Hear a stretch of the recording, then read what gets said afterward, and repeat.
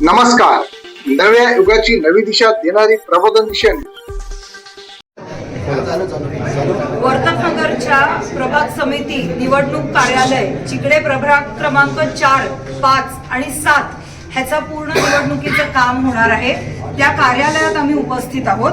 रात्रीचे आता 11:15 वाजलेले आहेत. आज छाननीचा दिवस होता. 31 डिसेंबरला छाननी होणार होती. सकाळी ती प्रक्रिया उमेदवारांसमोर पूर्ण झाली आणि त्याच्यानंतर आम्हा सगळ्यांना 4 वाजता इकडे परत हजर राहायला सांगितलेलं, कारण काय फायनल लिस्ट लागणार होती व्हॅलिड आणि इनव्हॅलिड उमेदवारांची. रात्रीचे 10 वाजले.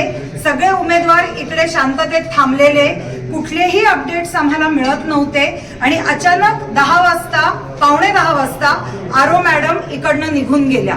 त्या निघून गेल्यावर पहिली 5 मिनिटं आम्हाला सांगण्यात आलं की त्या रेस्टरूमला गेल्यात, म्हणून आम्ही बसलेलो.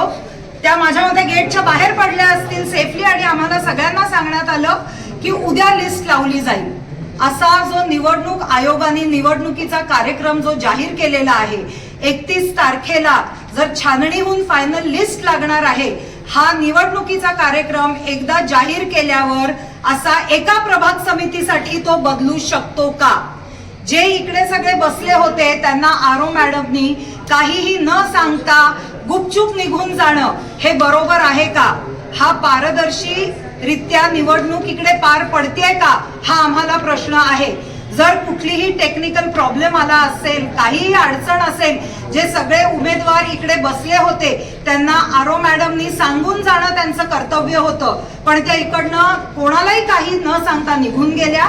आणि आम्हाला एकच गोष्ट मान्य नाहीये, 15 तारखेला आचारसंहिता लागल्यापासून ज्या तारखेला जे होणार ते अबाईड करायला लागतं. असं एका सेंटरसाठी कोणीही नियम बदलू शकत नाही. अर्ज भरण्याची तारीख, छाननीची तारीख, अर्ज मागे घेण्याची तारीख, सगळ्या ज्या तारखा दिलेल्या आहेत त्या दिवशी ते झालंच पाहिजे. त्याच्यात एक केंद्र कुठलाही बदल करू शकत नाही. इकडे तो जर होत असेल आणि आम्हाला उमेदवारांना काही न सांगता ते होत असेल तर आम्हाला या पूर्ण निवडणूक प्रक्रियेवर आता डाऊट आलेला आहे. फक्त आम्ही पाहतो इथे सरकारी पक्षातलं कोणीच नाहीये. इथे फक्त विरोधक उभे आहेत.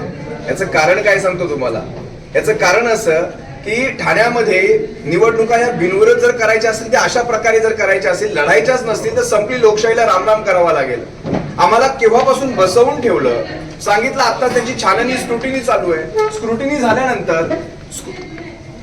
झाल्यानंतर आम्ही त्याची लिस्ट लावतो, अशा प्रकारचा मेसेज जवळपास 3-4 तासांपासून सारे आम्ही वाट पाहतोय.